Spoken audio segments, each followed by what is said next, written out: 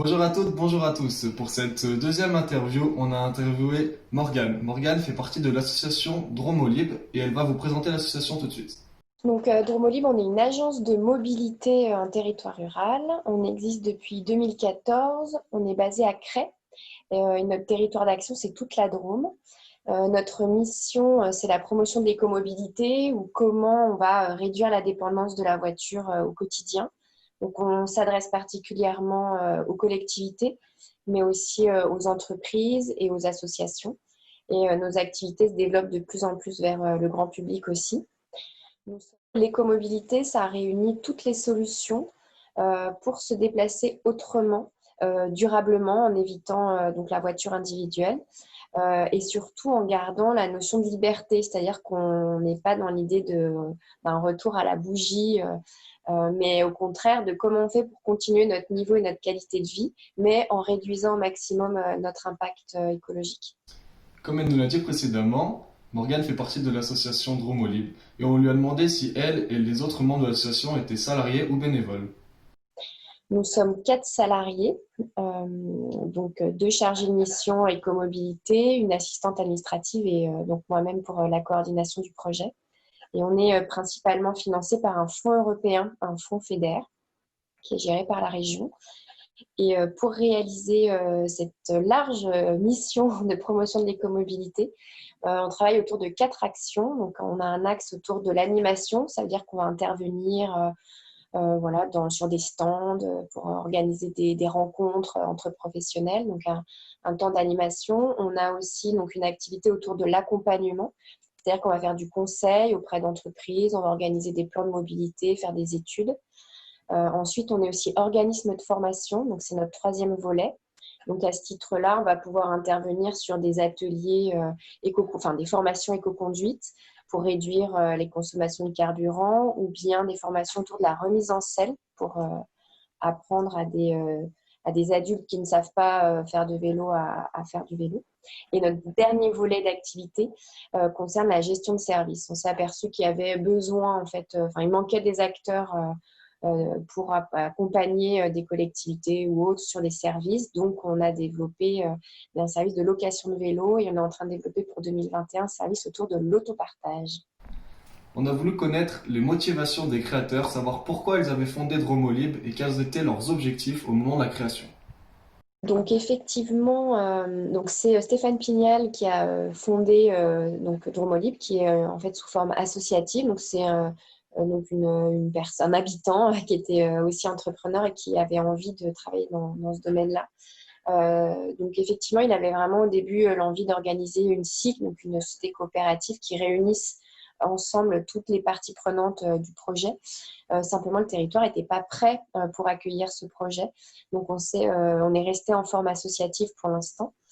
Donc effectivement, moi, ma motivation en reprenant le relais, c'est qu'il y a un véritable enjeu en territoire rural. Donc c'est vraiment nous notre cœur de métier, même si on peut intervenir sur de la prestation ou des formations sur Valence ou sur des agglomérations comme à Montélimar. C'est quand même assez anecdotique et notre cœur de métier, c'est vraiment le territoire rural. Donc l'enjeu, ma motivation, c'est comment on réduit notre dépendance à la voiture, alors que la voiture, elle est apparue vraiment comme la solution de désenclavement, en tout cas soutenue par les politiques, qui ont voilà, réduit quasiment toutes les autres solutions alternatives comme le rail euh, qui pourraient, ou les transports en commun, qui pourraient être des solutions comme c'est ailleurs, le cas comme en Suisse par exemple. On sait que c'est pas facile de créer une association ou une entreprise, alors on a voulu savoir quelles étaient les difficultés qu'avait rencontrées Dromolib. Et aujourd'hui, on peut vraiment dire qu'on pagaille à contre-courant, hein, c'est-à-dire que la tendance, elle va quand même pas au quotidien pour faire autrement. On demande aux gens de se mettre sur des vélos, mais à côté, on n'a pas d'infrastructures sécurisées qui permettent d'aller au travail à vélo en sécurité, de prendre la départementale ou tout simplement de laisser ses enfants aller à l'école tout seuls. En fait, c'est quand même pas encore à la hauteur. Et puis, il y a aussi une difficulté en lien avec le modèle économique. Donc, on est une association. Donc, un de nos cœurs de métier, c'est l'animation. Et c'est vrai que c'est une partie qui n'est pas simple à faire financer. Par ailleurs, on est donc dans le secteur des transports. Et c'est la région qui est compétente. Donc les collectivités avec lesquelles on travaille n'ont pas de compétences transport pour l'instant, de compétences mobilité comme elles s'appellent aujourd'hui. Donc on va pouvoir intervenir avec elles en jouant sur d'autres volets, comme le volet cadre de vie ou tourisme, pour lesquels elles ont la compétence. Donc c'est tout un jeu, ou alors le volet énergie. C'est tout un jeu, effectivement, pour essayer de trouver les financements. En fait, il y a l'envie sur le territoire de travailler sur ce sujet-là, mais on ne sait pas toujours comment faire. Nous avons demandé à Morgane si elle pratiquait elle-même l'écomobilité et si c'était une nécessité dans son métier afin d'être la plus convaincante possible. Effectivement, c'est important d'avoir un engagement personnel, en tout cas une part de militantisme quand on est dans ces cœurs de métier. Donc effectivement, si j'arrivais au boulot en 4x4, ça passerait pas très bien. L'idée, c'est que moi, précédemment, je travaillais, donc j'habitais sur Paris, je travaillais dans un centre culturel et c'est vraiment la recherche d'emploi qui m'a amenée donc, à travailler dans ce domaine-là. En fait, je m'étais impliquée dans un tiers-lieu, l'usine vivante en tant que bénévole, parce que j'avais besoin de me faire un réseau en recherche d'emploi.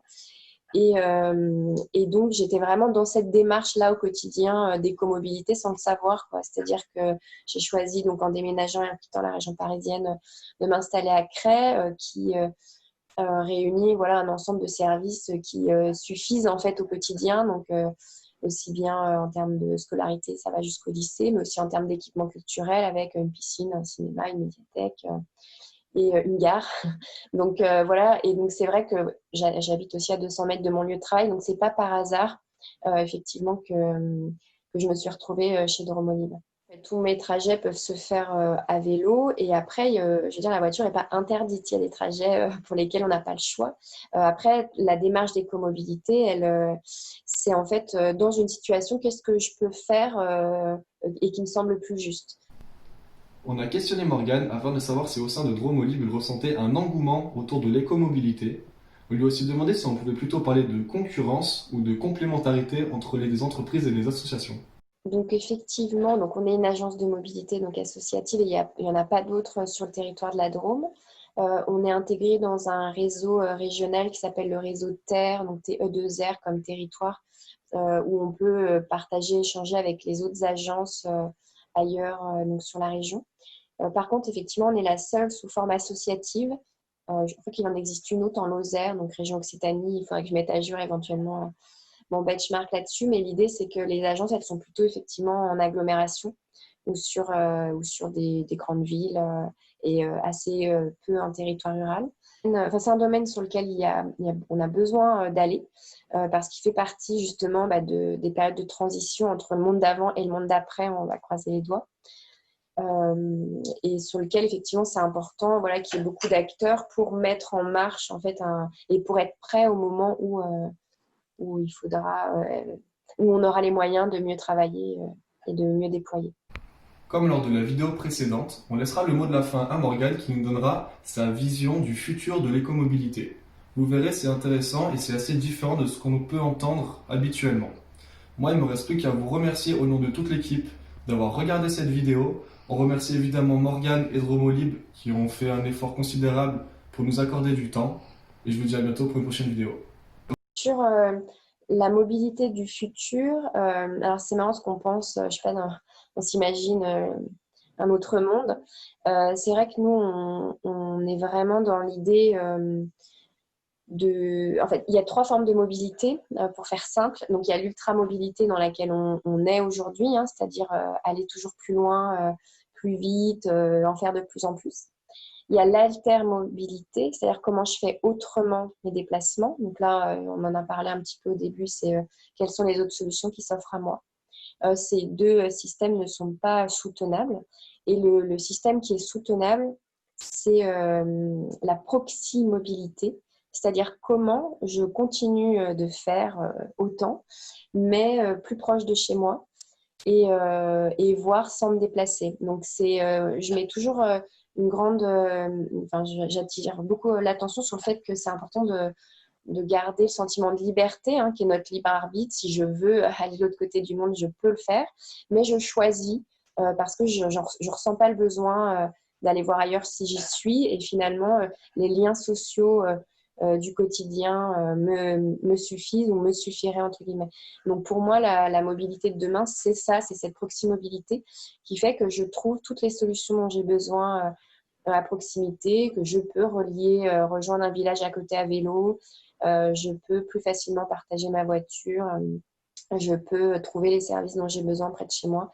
Et voilà, donc avec une consommation normale finalement d'énergie.